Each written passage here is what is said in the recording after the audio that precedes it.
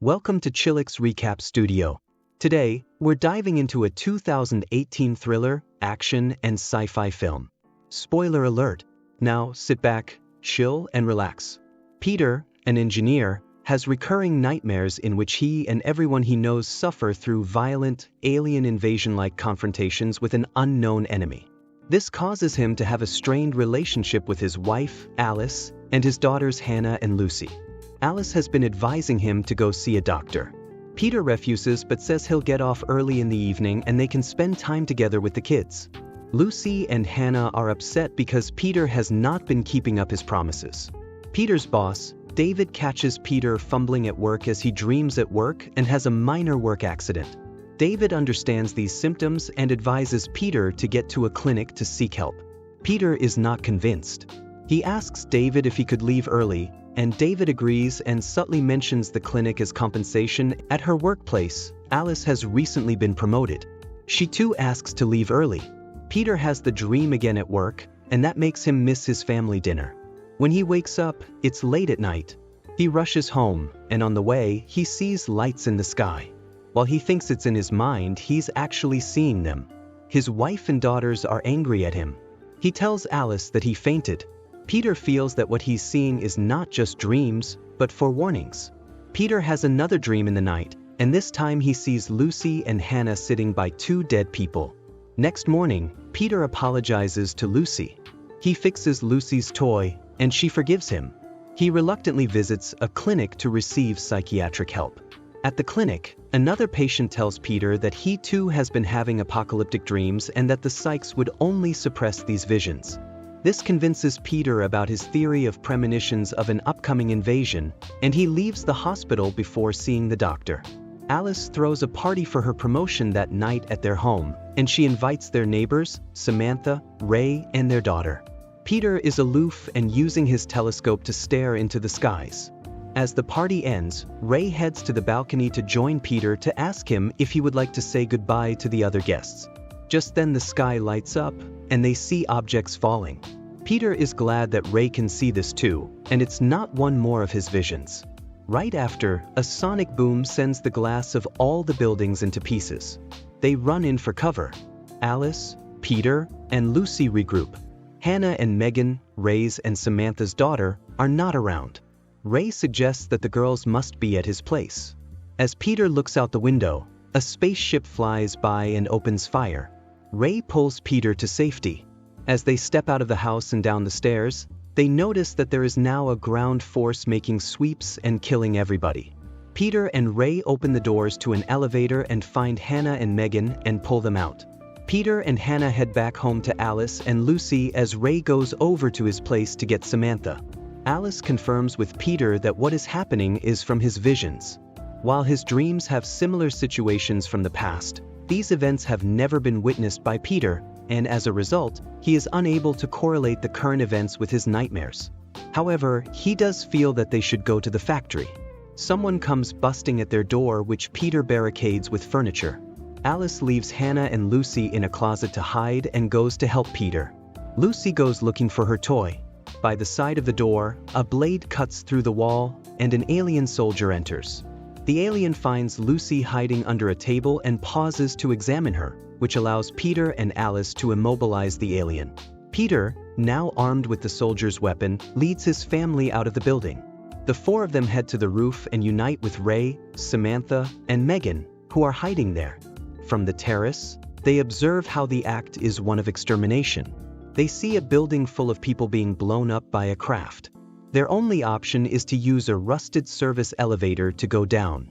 They begin to descend, and the elevator soon buckles under their weight. They exit into a middle floor just in time.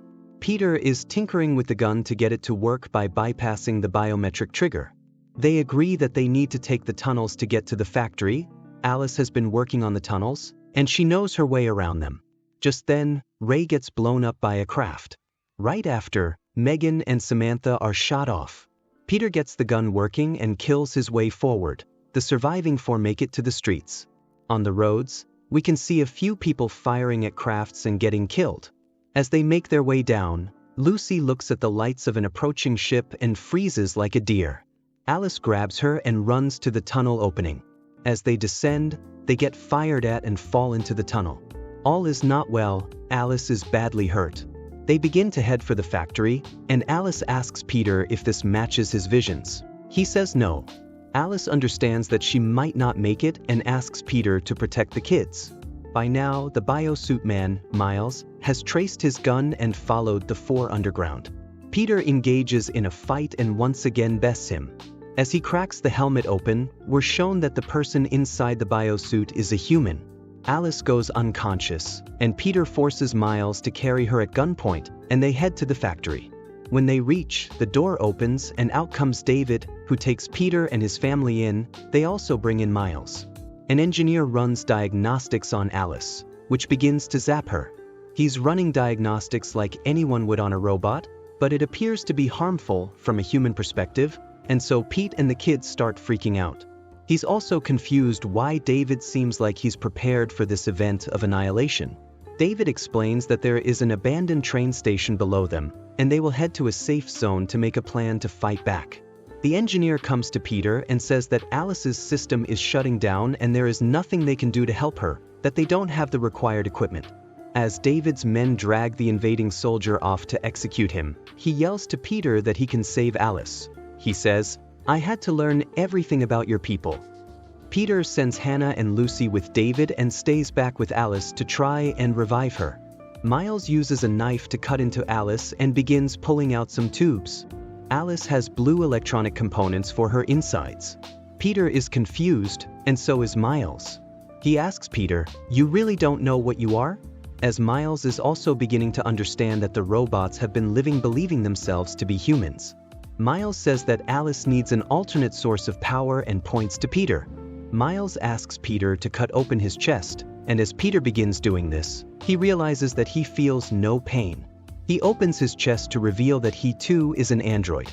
Miles uses a cable to plug into Peter and the other end to Alice to power her up. Peter's memories come back in their entirety.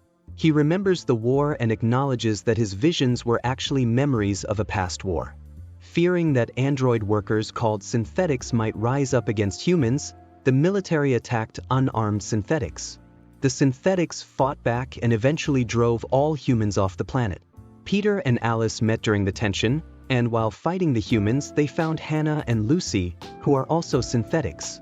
To deal with the guilt of what they have done and prevent themselves from living in fear of a reprisal from humans, most synthetics, including Peter and his family, wiped their memories and lived as humans, unaware of their nature or history.